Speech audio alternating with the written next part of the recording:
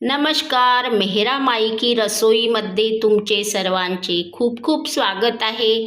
आजची आपली रेसिपी आहे उपवासाची उसळ। या उसळमध्ये आपण ना साबुदाणा वापरलेला आहे, ना वरई वापरलेली आहे, ना बटाटा वापरलेला आहे। चला तर मग उसळीला लागणारे साहित्य पाहूया। साहित्य घ्यायचं आहे आपल्याला। इथे मी रताळाचा कीस घेतलेला आहे, अर्धा वाटी। फोडणीसाठी आपल्याला 1 चमचा तेल लागणार आहे, 4 हिरवी मिरची पाहिजे आहे, अर्धा चमचा जिरं पाहिजे आहे, 2 चमचे शेंगदाण्याचे कूट पाहिजे। इथे शेंगदाणे भाजून दाण्याचं कूट करून घेतलेलं आहे, अर्ध्या लिंबाचा रस, अर्धा चमचा साखर घ्यायची आहे। रताळाचा कीस हा आपण पाण्यातून ओला करून ठेवलेला आहे। तो जरी आपल्याला पहिल्यांदा वाढलेला अर्धवाटीचा तो एवढाच दिसत होता, पण आता पूर्ण बाऊल आपले भरलेला आहे। खूप वेळ पाण्यात टाकायचं नाही, बस पाण्यातून काढून 10 मिनिट चाळणीत याला पाणी झरायला ठेवायचं आहे। गरम करायला ठेवली आहे गॅसवर। त्यामध्ये 1 चमचा तेल टाकू,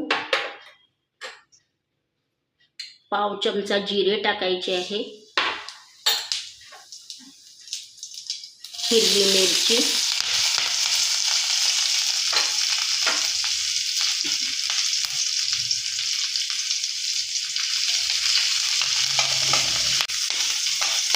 हिरवी मिरची चांगली तळतळली की त्या मागोत लगेच आपल्याला रताळाचा कीस टाकायचा आहे।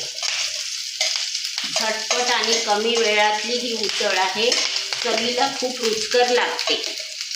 आपण रताळाचा कीस हा वाळवण भाग 2 मध्ये कसा बनवायचा हे सांगितलेला आहे, अपलोड झालेला आहे आपल्या चॅनलवरून व्हिडिओ।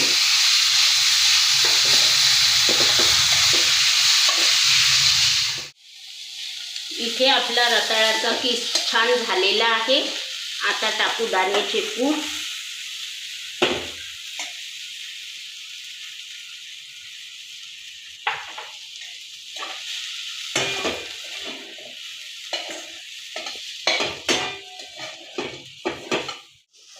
इथे छान शेंगदाण्याचं कूट आणि कीस आपला शिजलेला आहे।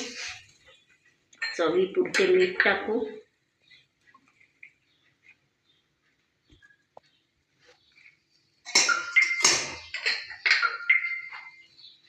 अर्धा चमचा साखर, अर्ध्या लिंबाचा रस।